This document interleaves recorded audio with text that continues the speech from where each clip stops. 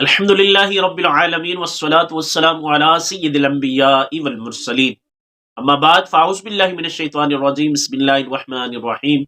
السلام علیکم ورحمۃ اللہ وبرکاتہ۔ ماہ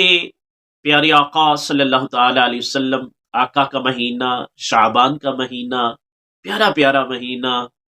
بخشش و مغفرت اور توبہ و استغفار کا مہینہ، درود و سلام پڑھنے کا مہینہ، ماہ شعبان، شعبان المعظم کا یہ پیارا پیارا مہینہ جس میں ہم جا رہے ہیں، اس کے کیا کہنے، اس کی بڑی فضیلتیں ہیں اور اس میں بہت اہم امور سر انجام دیے جاتے ہیں، اور یہ مہینہ آقا علیہ الصلوۃ والسلام کو بہت زیادہ پسند تھا۔ حضور علیہ الصلوۃ والسلام نے ارشاد فرمایا شعبان میرا مہینہ ہے۔ اس مہینے میں صحابہ کرام علیہ رضوان کا کیا عمل شریف ہوا کرتا تھا،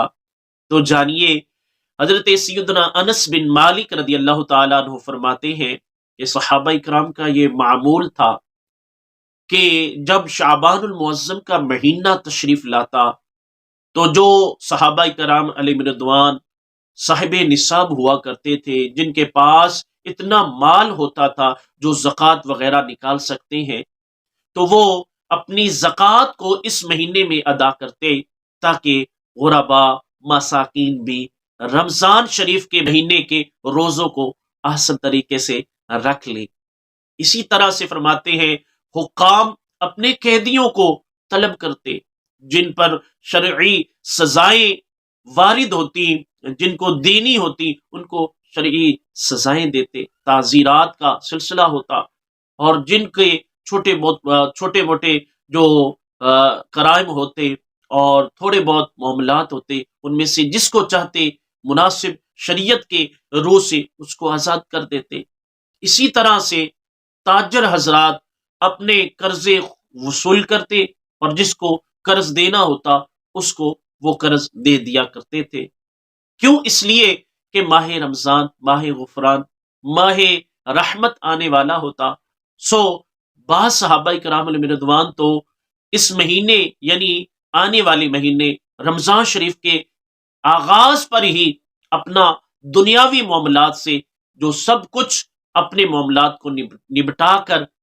وہ اعتکاف فرمایا کرتے تھے، اور بقیہ صحابہ کرام، اکثر صحابہ کرام اس مہینے کی عبادات کی طرف، پھر دوسری عبادات کی طرف جو ہے وہ توجہ کے ساتھ وہ رخ کیا کرتے، اور اس مہینے آنے والے مہینے کے لیے یہ تیاری ہوتی۔ کس میں؟ اس شعبان المعظم میں۔